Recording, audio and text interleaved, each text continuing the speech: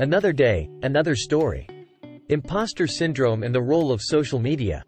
Imposter syndrome can have you feeling like you don't belong in a role. Imposter syndrome is also known as the imposter phenomenon, refers to the belief that not only are you not good enough for or don't belong in a certain role, environment, etc., but that others are going to inevitably discover that you aren't cut out for the job. In other words, it's a fear that you'll be exposed as an imposter. This feeling that you're somehow faking your skills and will eventually be caught for it can understandably affect your performance and your experience in whatever role you're taking on. At the least, it's difficult to feel confident in your abilities if you don't believe that you deserve to be somewhere to begin with. At the most, you could be showing up to work each day and waiting for someone to finally notice this supposed incompetence. It's fair to assume that after a while, this would make most people anxious. Self-doubt is not uncommon among new professionals, but what makes imposter syndrome so stubborn is that it can just as easily show up for a person who has already experienced plenty of success in their role. So, what contributes to the presence of imposter syndrome? Any number of factors might play a role in someone feeling like a fraud in their environment, individual personality, career field, gendered experiences, and so on.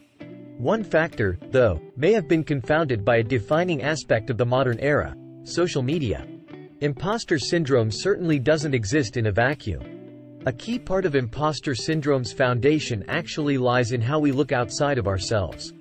Comparing our abilities to friends, coworkers, mentors, etc., can be a natural instinct when we want to get a sense of where we stand, and it is by no means inherently harmful. It can be a useful tool to learn, track progress, or even set goals for our own performance. This comparison becomes a problem when our views of others' performance start to paint an unrealistic picture of our own performance. Now, if comparing yourself to others in your immediate environment can trigger imposter syndrome, what might happen when that comparison is amplified? Over the past few decades, social media has provided a bit of an answer to that question. Across the scope of each app, we've been granted windows into the lives of others.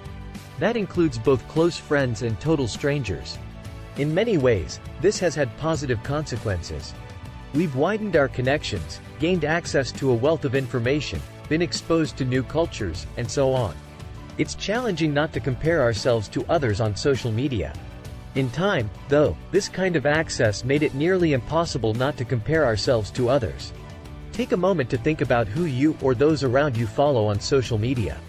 For the most part, the people we keep up with on social media are comprised of people we care about, look up to, and sometimes idolize. For those active on platforms like TikTok and LinkedIn, we likely also follow those that share our interests and those who are in similar fields. Say, for example, that you are an aspiring author. You might follow the authors of your favorite series on Instagram, well-known publishing companies on Twitter, and writing friends from college on TikTok. When you see a friend from class announcing their debut novel on your feed before you've started a first draft, you might start to question whether you can keep up. Social media absolutely has the potential to amplify our connections and our knowledge. However, it has just as much potential for things like imposter syndrome to thrive. People we idolize on social media might also feel imposter syndrome. If you've been scrolling social media and are feeling like a fraud at work, school, or otherwise, there are a few things to potentially help combat those thoughts. Remember that social media is not the whole story. Social media is where most people go to share the highlights of their lives, their partners, their successes, and their promotions, among other things. While some people make a point to show their followers the hard days, this is far from the norm. It's important to remember that what we see on social media is not the whole story, only the pieces that we want to share. Recognize that imposter syndrome is more common than we think. A part of feeling like an imposter is feeling like we're the only imposter. That is, everyone else is up to standards but us. In reality, there's a chance the very people we are comparing ourselves to on social media are also feeling like frauds. While it's unfortunate that imposter syndrome is so prevalent, it can serve to work against those beliefs if we recognize that others could feel the same. Take a social media break. If the content on your feed is starting to have a negative effect, especially if you've dealt with imposter syndrome in the past, taking breaks from social media might be a useful step. Even if it's only a day or so at the start, having a moment without the influx of others' lives can give us some much-needed breathing space. Consider your successes. Imposter syndrome is, at its core, when we don't believe in our abilities. Taking time to consider what you've done successfully in your role thus far can help shed some much-needed light on the situation. This could look like taking a few moments to write down all the things, no matter how small, that you feel you've done well. Feeling like an imposter in your day-to-day life can be an enormous stressor, and waiting for the day you'll be exposed as one can take up more energy than we often have to spare.